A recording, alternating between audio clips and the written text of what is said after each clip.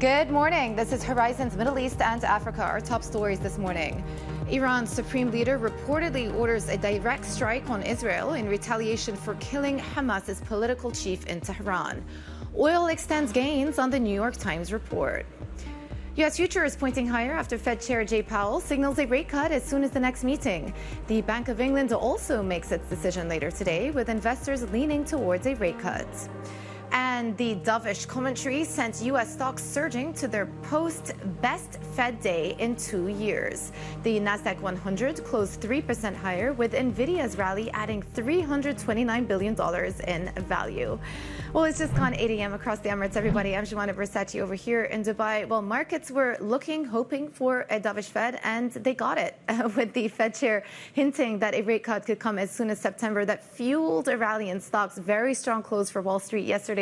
You can see behind me, S&P closed above 5,500 once again, 1.6% higher. Big rally back for some of the major indices as well. The Nasdaq 100 up more than 3% in trading yesterday. Nvidia having its biggest single market cap performance day ever in history, gaining more than $320 billion throughout the course of one session. The stock up more than 13%. So life has come roaring back for some of these tech stocks. In addition to that, we saw a big rally in the 10-year, down about 10 basis points. The market is sitting on around 70 basis points of cuts priced in for the year. Brent, obviously very much still in focus. We are up another 0.6% as traders start to factor in further geopolitical premium into energy. Bear in mind, today is also the JMMC meeting. That is the OPEC meeting that monitors markets developments, and no changes really expected, but still OPEC, you've got to think, are keeping a close eye on some of these price developments as of late. Up until now, oil had been struggling to sustain a bid. And then pound also in focus. We're sitting at around 128.50, but it is a huge day coming up in the UK as well. We've got the Bank of England meeting, and the market is slightly leaning towards an interest rate cut, about 60 basis points priced in for today's meeting. We will be speaking to Lizzie Burden about it later on in the show. As for our terminal chart today, I just want to draw your attention to some of the big mega cap stocks that reported after hours and some of the moves that have come through. So ARM, not a good performance in after hours, down 10.5%. They did not upgrade their sales guidance for the year. That came as a bit of a disappointment to the investment community. Meta, strong earnings, beating expectations, and also beginning to show that some of their AI spend is paying off. And then Nvidia, I spoke about this, not only was it up 13% in the session, it was also up 3.7% in after hours as well. So very volatile stock, but it seems green is the theme. But let's also see what's happening in Asia. Avril, not everything is trading in the green today. Well, we're seeing green in some of these tech names in this part of the world as well, right? After the Fed cleared some of the uncertainty surrounding September rate cuts out of the way, then Meta earnings also didn't hurt. And this gain that you're seeing in Asia tech stocks is coming despite the uncertainty surrounding whether we're going to see the Biden administration put some of these names in the crosshairs as it seeks to curb China's access to chips. But it's not just about the Fed. It's not just about the BOJ. I mean, with that yield gap narrowing, we're also seeing the extent in which that's affecting dollar yen. Our MLive colleagues think 140 could be the next level to watch. And given the strength in the Japanese currency, that's really playing out on the Nikkei today. Deeply negative to your point about how not everything is in the green. Jumana. Yeah, a bit of a knee-jerk reaction there to what I would say is a well-telegraphed Bank of Japan hike. So interesting to see some of the price action that's come through in Japan. Avril, thank you very much for the overview. Now, the New York Times is reporting Iran's supreme leader has ordered a direct strike on Israel in retaliation for the killing in Tehran of Hamas's political chief. Khamenei reportedly gave the order at an emergency meeting of Iran's Supreme National Security Council on Wednesday. In a televised statement, he said Iran has a duty to seek vengeance and that Israel should expect severe punishment. Let's bring in Bloomberg's Dan Williams, who joins us now from Jerusalem. Well, the comments out of Iran started coming through throughout the course of the morning yesterday, and it became apparent that this was, one, deeply embarrassing for Iranian officials because the assassination took place on Iranian soil, and two, that they will somehow have to retaliate. What is the latest?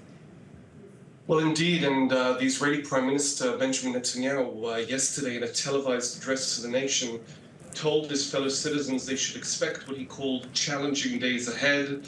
He described Israel in the grip of a multi-front war. I think many Israelis would have been aware of this since quite early on in the war that really began in Gaza with a cross-border Hamas attack, and has spread to the Lebanese front, the Syrian front, the Iraqi front. Indeed, there have been attacks from as far away as Yemen, and as you noted on April 13th, from Iran itself. So this report, if it's true, is intriguing. On the one hand, it would be spelling another round of direct Iranian fire against Israel. It might also be a deliberate attempt to telegraph and demarcate for Israel and Iran what would be a new level, presumably another one-off round of fighting, so it actually can be contained. The Israelis presumably will now have plenty of time to prepare their air defenses for the promised, the reported Iranian attack on Tel Aviv and Haifa. I think if it's true, and if it indeed happens, what no one denies is this will set a new higher threshold for future fighting between these two countries. Yeah, and to your point, the fact that they are beginning to telegraph it makes it reminiscent of what happened in April with that tit-for-tat exchange that went through. Let's talk about the ceasefire, the Gaza ceasefire discussions. I think the quote, the tweet that was put out by the Qatari PM was quite significant yesterday, because he said, how can you continue with ceasefire discussions if one of the key negotiators has been killed?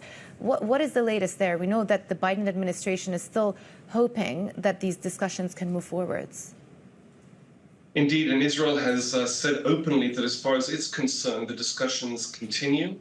I'm not aware of a new round of discussions having been set, but it's worth recalling that despite the strong rhetoric from Qatar and indeed from Egypt, another Arab country that's been mediating between Israel and Hamas, neither country has called off the discussions. To my knowledge, neither has Hamas. Now, we may well see a pause just to register for the world and for everyone Hamas outrage at the death of Hania.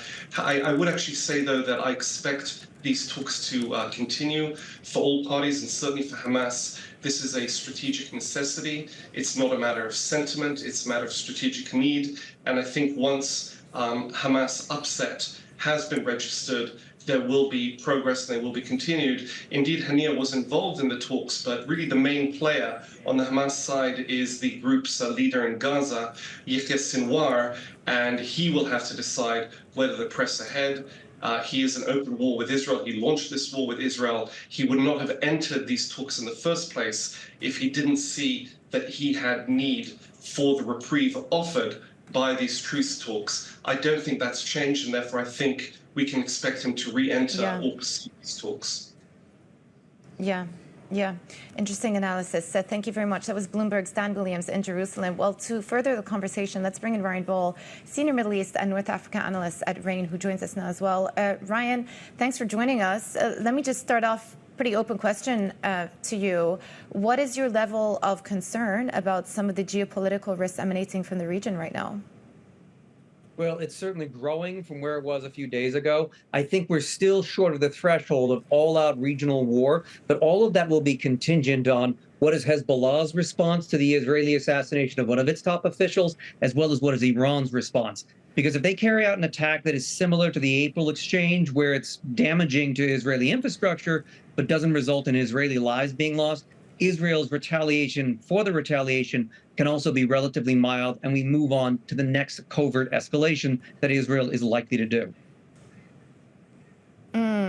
So Israel has been saying ever since October 7 that they want to eliminate Hamas's military capabilities and also exact revenge on the perpetrators of the October 7 attack. With Sinwar, with Ismail Haniyeh out of the picture now, how close are Israel to furthering those stated objectives? From a political standpoint, they're considerably closer. And remember, the Israelis have also claimed that they killed Mohammed Deif, who was supposedly the architect of the October 7th assault a few weeks ago in an airstrike outside of Khan Yunis in Gaza Strip. So it really leaves the military leader Yahya Sinwar still somewhere in Gaza as their primary sort of most wanted list.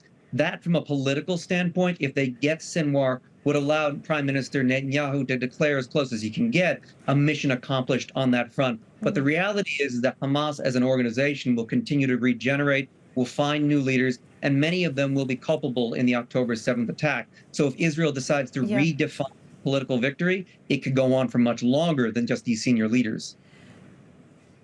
So who's going to be representing Hamas at these ceasefire discussions then? The Qatari Prime Minister does have a point. You can't continue the ceasefire discussions if it's unclear who's going to be negotiating on behalf of one of the parties involved. Now, of course, Hamas had a negotiating team, so some of those members may still be able to carry on some of the negotiations, although I would expect that they are frozen for the time being while they await the regional fallout of the assassination of their top leader. At the same time, Hamas will be able to regenerate its leadership structure because it's designed from its inception to accept assassination more or less as a fact of life. Its spiritual leader was killed by the Israelis some 20 years ago. Other top leaders have been killed by the Israelis. And the Politburo, which is the top decision-making body within Hamas, is designed to allow for there to be attrition and for it to be replaced. So Hamas, in that standpoint, would be able to ceasefire talks if it so chooses. But I think for right now, they'll be waiting to see what happens with Iran and Hezbollah first. Yeah. Ryan, you know, there's no shortage of opinions of everything that's happening in the Middle East. Everyone has an opinion of what has happened in the last few days, has become an expert. But many people are saying that it is no coincidence that the attacks took place right after Netanyahu's trip to the U.S. and that perhaps the fact that the U.S. has been embroiled in its own domestic political turmoil, that's actually given Netanyahu a bit more free rein to go out and do attacks of this nature because there's no restraining force coming through from the U.S. What is your perception? So certainly Washington has not put its foot down to stop Israel's covert escalation. That's Israel's preferred strategy, is to covertly escalate against Iran as much as possible to degrade and deter them. That's their shadow war that they're making much more intense. Washington is not in a position, it wasn't in a position in April when the Damascus airstrike on the Iranian consulate took place to put a halt to that. They're certainly not in a position to do it right now. And the Israelis are sort of gambling on Washington's, disinterest in the overall Iranian-Israeli conflict, other than, of course, their core interests of energy and security and things like that. They're gambling that Washington is simply not interested enough in the tactical developments to stop them from carrying out these sort of escalatory covert assaults. More importantly, though, they're also gambling that they can withstand the retaliation from Hezbollah, from Iran, that they believe that the lessons of April is that they have a strong defensive alliance in the form of the United States and Jordan and other countries that help shoot down those drones and missiles coming towards Israel. They believe they have a very strong shield defensively, while they don't have a very strong constraint on their offensive capabilities from Washington. And that's a combination for a government that politically believes that they can escalate. What do you think is going to happen on the Lebanon border? Again, things are flaring up again. It is very much dependent on how Hezbollah responds to the Beirut attack from the prior night as well. But is it your expectation that Israel also wants to open a more active front on that border as well to push Hezbollah up towards the north? I don't think that Israel wants to escalate immediately, but I think that they are going to be pulled in that direction eventually, especially once they find some sort of resolution to what's going on in Gaza. The frontline combat troops that are still in Gaza, they would want them in the northern part of Israel for potential incursions into southern Lebanon. So that's sort of the signpost that we're looking for. It's a de-escalation of some kind, whether that's military or diplomatic outcome in the Gaza Strip. But that being said, what Hezbollah does in the next few days also very much matters, because we have to remember that one of the things that triggered Israel's assassination of one of their top leaders was an incidental rocket attack on the Golan Heights that resulted in significant civilian casualties. And as these exchanges go back and forth, as Hezbollah gets prepared to carry out its own retaliation, some of its rockets and missiles, particularly if they're coupled with Iran's barrage. If this all happens all at once, it becomes much more likely that it overwhelms Israel's air defenses and the American air defenses that will also be going into action and causing significant civilian casualties. And that more or less puts the Israelis back into an escalatory retaliation mode. Yeah. Ryan, as ever, thank you so much for your thoughts on our show. Ryan Bohl, Senior Middle East and North Africa Analyst at RANE. Still ahead, we will take a look at moves in FX markets following the Fed's decision to hold rates steady. More analysis with Saxo next. This is Bloomberg.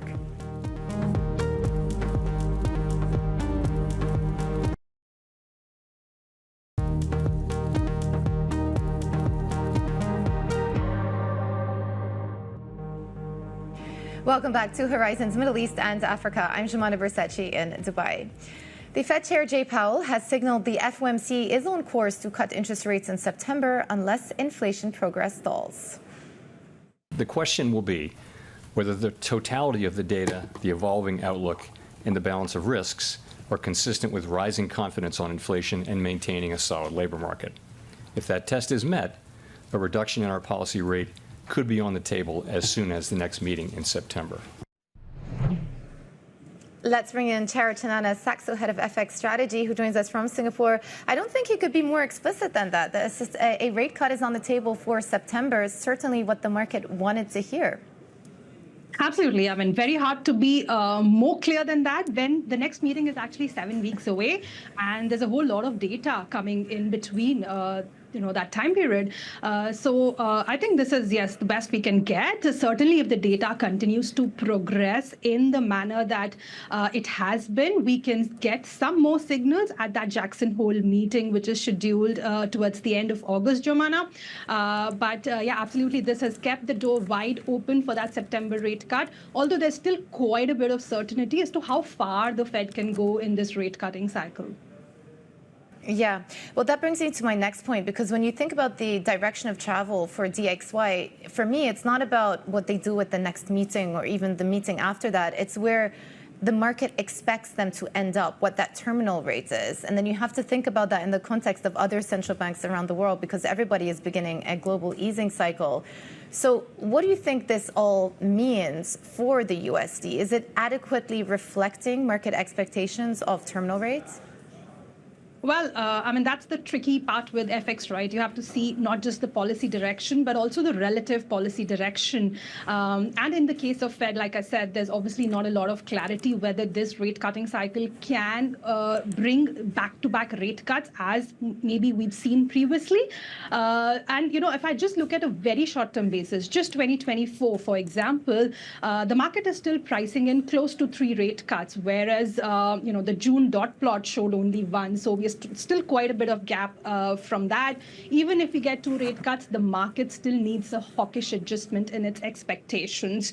And when it comes to the USD, well, of course, policy direction is not the only driver, right? We have those big US elections coming up as well, and that plays a key part, key catalyst in the direction of the US dollar as well. So I would expect the US dollar to face a little bit of a downside as we approach that first Fed rate cut.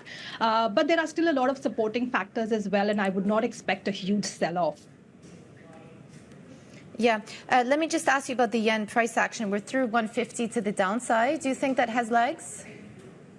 So certainly the supporting factors for the yen have been quite a few, right? The hawkish Bank of Japan we saw yesterday, then a dovish tilt from Chair Powell as well, and a little bit of that rush to safe havens because of the developments, the geopolitical developments that we've seen in the Middle East as well.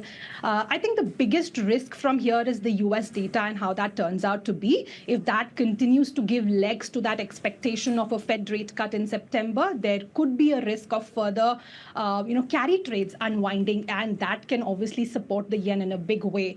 So near term, I would say the risk reward is tilted still towards a more stronger yen from here. And finally, to round up the discussion, it has been a very big week for central banks. We've got the Bank of England coming today, and it feels on very little data and very little commentary out of the Bank of England, the market suddenly just decided that they're going to lean towards a rate cut. So we've got about 15 basis points priced in to today's meeting. Do you think they actually do opt for a rate cut in this meeting? And if they do, how likely is it that the tone is also going to match up and sound dovish as well? Certainly is a very close call for the Bank of England. So this meeting could actually have more impact on the markets than what the Fed or the Bank of Japan have been, because those were really priced in quite efficiently by the markets. I would think that there is a fair chance of a rate cut if we see those internal members of the committee really turning to the rate cut side. But if at all the Bank of England was to go ahead with the rate cut, I think it would still be a hawkish commentary that comes along with it. And that kind of limits the downside again for sterling, which has obviously been the most resilient currency in the G10 FX space so far this year. I think it is likely going to remain so, because the focus really is on the Fed's rate cutting cycle, and Bank of England cannot potentially match the pace of rate cuts with the Fed, even if they were to go ahead with their first rate cut today. Yeah, the UK have a services inflation problem still, so that is the issue they're facing. Charu, always a pleasure to chat to you. Thank you very much for coming on our show. Charu Chanana, Saxo Head of FX Strategy. Coming up later on the show, the tech war between the US and China continues. The Biden administration considers unilateral curbs on China's access to AI memory chip technology. This is Bloomberg.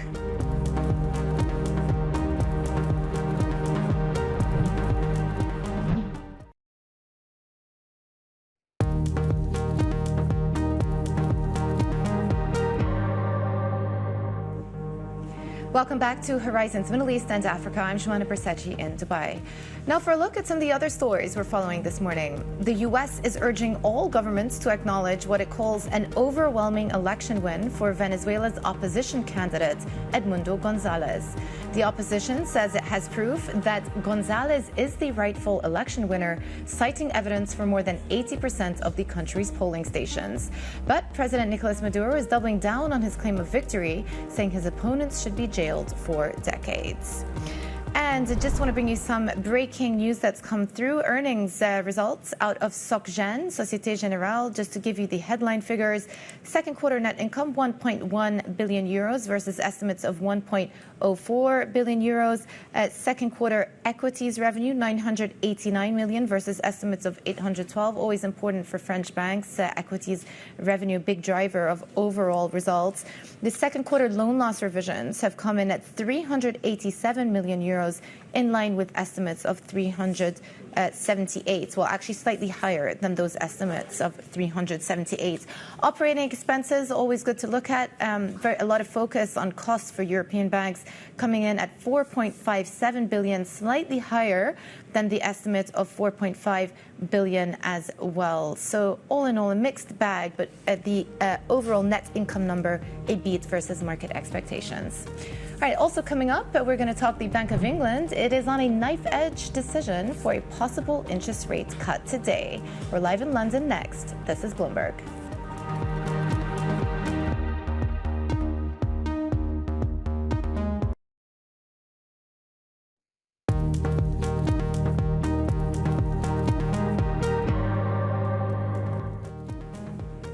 This is Horizons Middle East and Africa, our top stories this morning.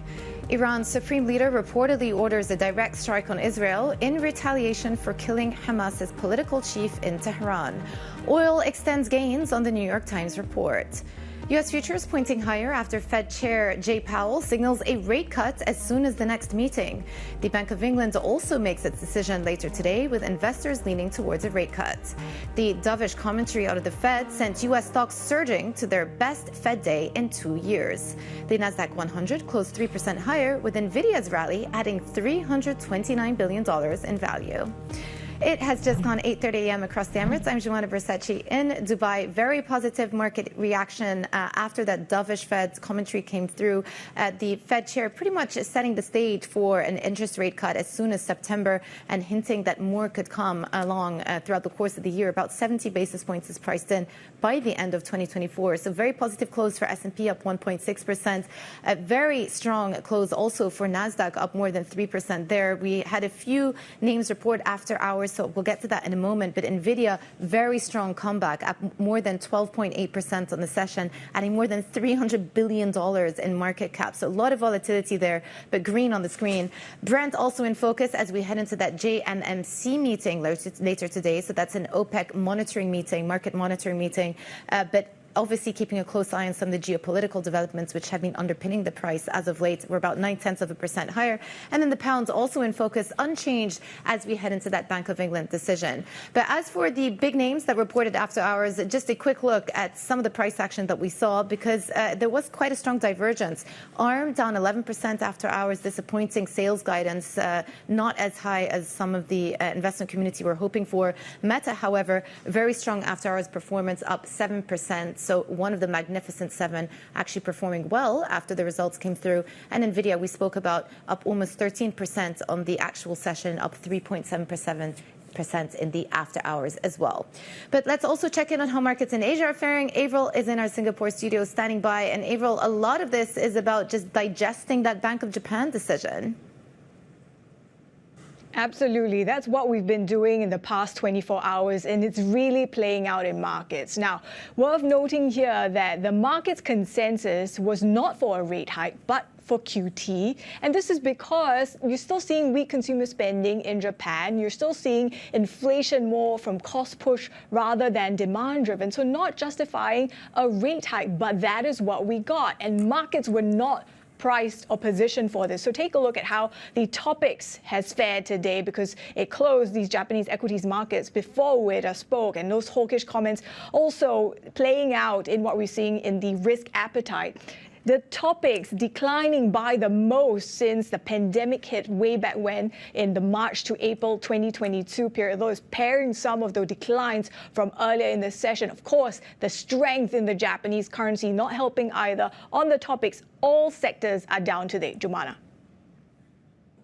Yeah, that's pretty remarkable. Worst day since the pandemic hit. Avril, thank you for the overview.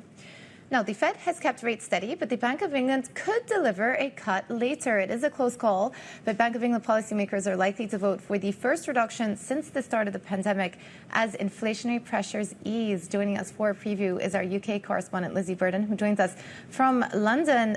Lizzie, the market is leaning towards an interest rate cut, but surprisingly with no real commentary or no new data to add to that conviction. So why has the market shifted its expectations towards a rate cut today?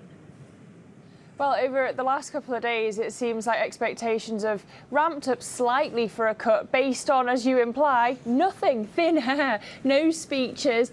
We haven't heard from the Bank of England Governor Andrew Bailey since May because of the election, of course. But another big unknown about this meeting is the Deputy Governor, Claire Lombardelli. It's her first vote. We don't know how she is going to vote. And in terms of the data that you mentioned, yes, you've got inflation back at the headline inflation back at the target of 2%, but underneath that, services inflation, you can see here, came in hotter than expected, and you've had growth since the start of the year stronger than expected. So it is going to be a tight one. Economists looking for a 5-4 split on the Monetary Policy Committee as an indication of that tightness, and it means that pound traders really are braced for volatility despite the recent rally in sterling. I was reading a few analyst notes about Rachel Reeves's potential budget plans. Obviously, the budget comes out in October, but the expectation is that we will see, surprisingly, actually further fiscal loosening. How is that likely to play into the Bank of England's calculus today when setting interest rates?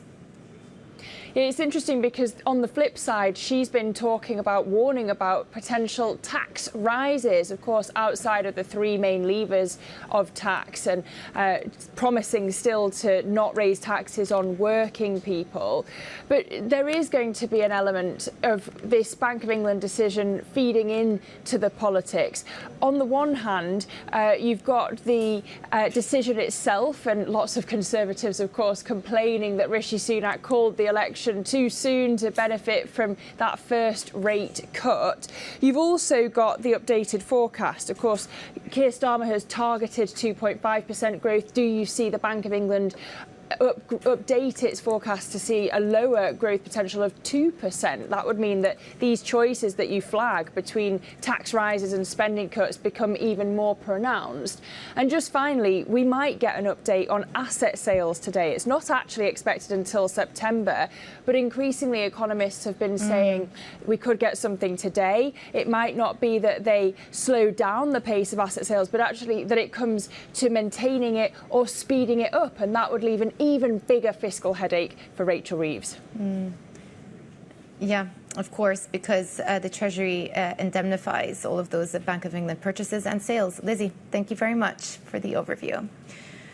All right, oil is higher on escalating tensions in the Middle East. Traders are also looking ahead to the OPEC Plus monitoring meeting today to assess the state of the market. Let's bring in Khatija Haque, the Emirates Nvidia Chief Economist and Head of Research. Always wonderful to have you with us on the show. Let us just start with the price action in oil the last couple of days.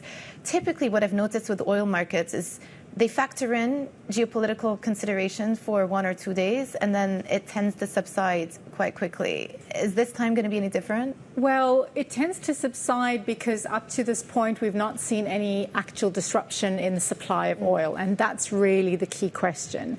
To the extent that there is uncertainty about next steps in this conflict, retaliations, and what that might look like, I suspect we will probably see that risk premium remain elevated. But once we have seen a response and hopefully a line is drawn under this particular episode of geopolitical tension and risk, and there is no supply disruption, then I suspect we will probably see that risk premium fade again. It's interesting because yesterday when we were talking about oil and the price action, one thing that I flagged is the fact that Iranian oil supply has actually been on the rise, and people don't realize that. They have been very successful at circumventing sanctions, and if anything, Iranian oil supply is the highest it's been in the last 6 years. So as long as Iran can keep pumping oil, there really shouldn't be more geopolitical premium priced in to where oil is trading, should there be? Well, that will factor into their calculus in terms of how they respond, because what they don't want to have happen is a situation where a counteraction from Israel or any of the other stakeholders in this conflict damages their oil production capacity. So I think that hopefully we'll try, we'll moderate some of the response, but we'll have to see how things go. We don't really have any sense of what the next steps will be. JMFC is happening today. That's the OPEC Plus monitoring meeting. From what we gather, I mean, post the last OPEC Plus meeting, it seems as though they kind of want oil to be around these levels, around $80. If we stay at 80, do you think that they actually will be in a position to start putting barrels back into the market again come Q4? I think they would prefer oil prices to be higher. Certainly, Saudi Arabia would welcome a higher oil price given their budgetary commitments over the next few years. But I think, where things are at the moment in terms of the uncertainty around demand, and particularly demand from China, they're unlikely to rush to add barrels back to the market. So we're not expecting any change in the announcements today at today's meeting. But I think going forward, we had a very weak PMI reading from China just earlier this week. Manufacturing sub 50, and seemingly apparent demand falling quite sharply in the second quarter from China. So that suggests that they will have to keep an eye on what happens in the Chinese economy and what that means for oil demand going forward before they start to unwind some of those voluntary cuts. And those had been scheduled to come back in the fourth quarter. So it's possible that we get to sort of August, September, and there still doesn't seem to be any material improvement in terms of the demand side. They may end up extending those voluntary cuts through the end of the year. Yeah, I mean, they basically got about a month to decide what they want to do with that. So it probably wouldn't be a surprise if they end up extending the curbs just a little bit longer to account for the demand picture. I want to ask you about also the Saudi Arabian GDP data that came out yesterday. The numbers showed a fall, 0.4% year-on-year in the second quarter, slight improvement versus the first quarter, minus 1.7%. But again, the oil market continues to pose a drag to the Saudi Arabian economy. So how likely is it in this environment of holding back production that we're going to see positive figures for the Saudi Arabian economy? It's very likely because the big voluntary cut from Saudi Arabia of 1 million barrels per day came into effect in July 2023. So that's really been the main drag on a year-on-year basis for the last 4 quarters. But we're now at the end of that. So assuming there are no further cuts going forward, we should start to see the oil part of the GDP stabilize, and then the non-oil sector will drive the headline growth. And the non-oil sector actually performed very, very well in Q2. We saw a pickup to over 4% year-on-year from just, I think, around 3.7 in the first quarter. Exactly. So it was up 4.4% non-oil sector versus 3.41 in the first quarter. So a pickup in momentum there. Do you expect the non-oil sector to keep up with this momentum? Yes, we do. So we've got a forecast of 4% for the whole year for non-oil sector growth in Saudi Arabia. I think it depends very much on the speed with which the government pushes ahead with some of these big projects that they have underway. And there have been a lot of questions around whether they'll be able to deliver what they've said. In our view, there is enough that they have to deliver over the next 5 to 6 years to support that non-oil sector story through the end of the decade. We may not see everything that's been planned for or budgeted for, but I think we'll see a significant amount of infrastructure investment, particularly around the tourism and hospitality sector. They have a number of big global events that they're hosting from Riyadh Expo, the Asian Winter Games, and then the FIFA World Cup in 2034, and they simply don't have the physical infrastructure yet to be able to put those events on in the way that they would like. Yeah. We at Bloomberg, we've been tracking a lot of spending and what the Saudi government has been deciding to do with some of these projects. We've called it a downsizing. BN reporters called it downsizing. We spoke to IMF recently. They called it a recalibration. But ultimately, what's happening here is a mark-to-market because Saudi Arabia's finances can't really cover all of these mega projects that they had originally penciled in. They have to be a bit more discerning about the projects that they go for. How likely is it that this so-called recalibration is going to negatively impact the GDP path going forward? So we never expected all of the spending to be delivered in the time frame that they'd initially indicated. So we had not built that into our forecasts. We always expected a much more pragmatic approach in terms of how the projects were delivered. And I would even say instead of a recalibration, perhaps a reprioritization. So it's not to say that some of the things that have been postponed or downscaled may not eventually be delivered at some point, in the next decade. But it's just not the priority today. And as you say, the FDI that was expected to come in to help to fund some of these projects hasn't yet materialized. But I think that will also change as a lot of the regulations are changed to make that investment easier, more feasible, more attractive for foreign investors. We're still quite at the early stages of those reforms.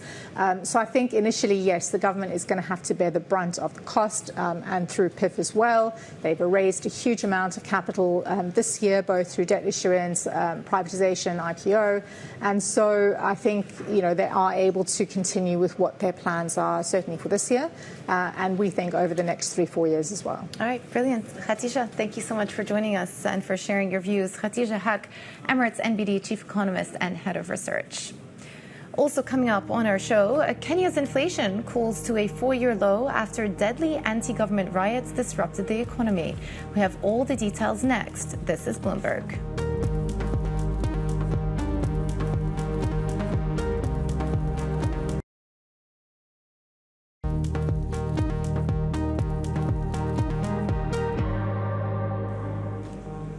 Welcome back to Horizons Middle East and Africa. I'm Jumana Bersachi in Dubai.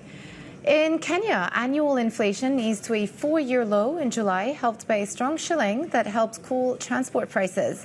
The data may persuade the central bank to start cutting rates next week. So let's bring in Bloomberg's Andira Oganga, who joins us from Kigali. Andira, good to see you. First of all, what do these inflation figures tell us about the state of the Kenyan economy? We've been keeping a close track on the political situation in Kenya, but just give us an overview of how these lower inflation figures translate to the economic backdrop. Jumana, if you look at these numbers, it shows that inflation is beginning to ease. If we go back to March, it was at 5.7%, then 5.1% in May, and up 4.3%. If we look at food and non-alcoholic beverages, which account for a third of the inflation budget, it remained the same as last month, as 5.6%. The good news is that transport is by a big margin to 4.4% from 7.7%, and the shilling has been on a growth trajectory, very strong, appreciating 21% to the US dollar, which helped tame inflation. And this just means that it could persuade the central bank to begin its cut cycle. So far, it has raised the monetary policy, the monetary policy committee during their meetings have raised the rates by 600 basis points. So this just means that maybe in the next meeting this new month, we're likely to see a cut. Yeah, and if that does happen, what does that mean for people on the ground? Does it offer some relief to consumers? We know that there's been a lot of socioeconomic angst, tension in the country. How do these numbers help dissolve some of those tensions? Jumana, any form of relief is always welcome. If you look at transport, which is to 4.4%, it's good news because the cost of transport affects the cost of basic goods and services. But it's also fair to say that this kind of relief is far from the socioeconomic environment that protesters are looking for to get them off the streets. In addition, the Court of Appeal ruled that some of the taxes introduced into the finance bill were unconstitutional as they did not adhere to the budget-making process, which is a bigger blow to President William Ruto, who says that this bill was heavily politicized and they have to find ways of introducing a new bill and raise revenues as it was tied to IMF conditionalities. So this is far from over, Jumana. Yeah, Andiro, as ever, thank you for the great reporting. Andiro Ganga. Also coming up, the U.S. is reportedly considering restrictions on China's access to AI memory chips in a move that would further escalate the tech rivalry between the world's biggest economies. The details next. This is Bloomberg.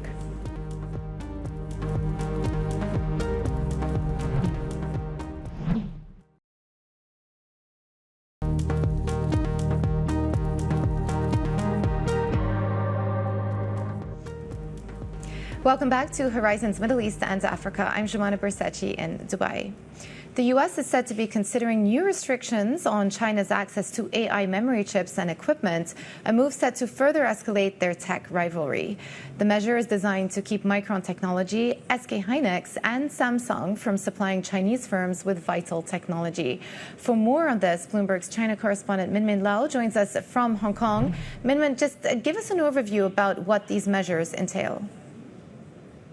Yeah, these are targeted at the most advanced chips, the HBM chips, high bandwidth memory chips that are required in AI accelerators offered by companies like Nvidia. And the companies that are dominant in making these HBM chips include those three you mentioned, SK Hynix, Samsung, Micron. If these rules are enacted, then it could prevent these companies from not just selling those chips, but also the chip making equipment to China. Now, it's not clear how Washington will impose these measures. It could look like an expansion of the FDPR, the Foreign Direct Product Rule, which allows Washington to impose controls on foreign products with just any tiny bit of American technology in them.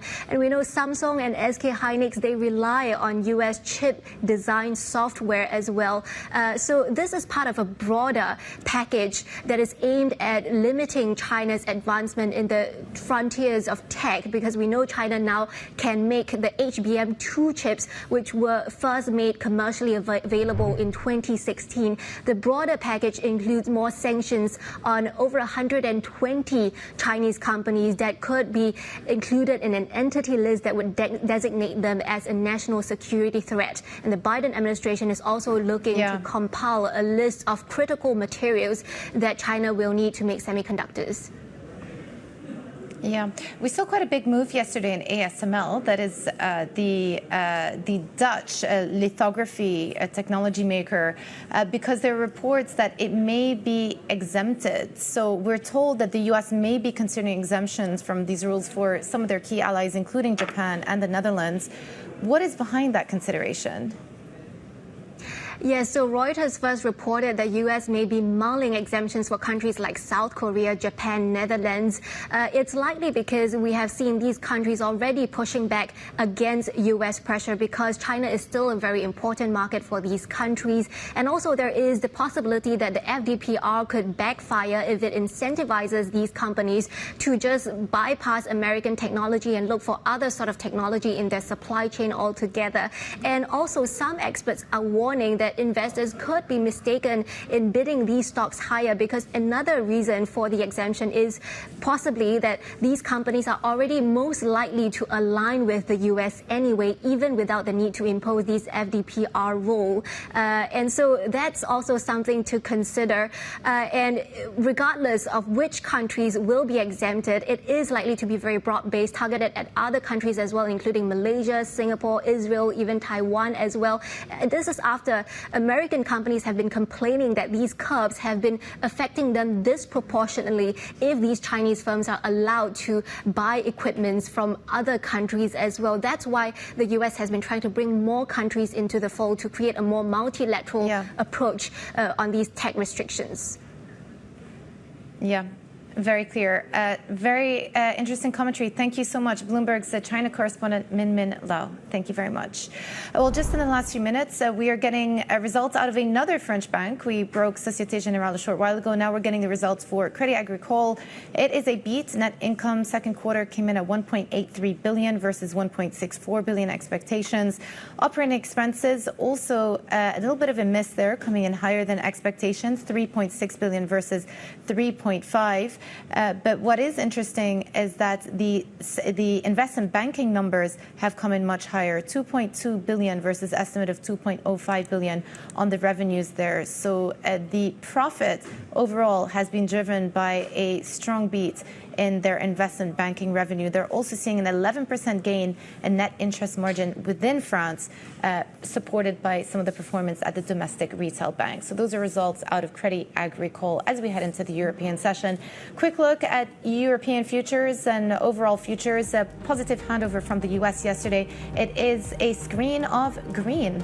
And that is it for our show, Horizons Middle East and Africa. I'm Joanna Versace over here in Dubai. Stay with us for Daybreak Europe.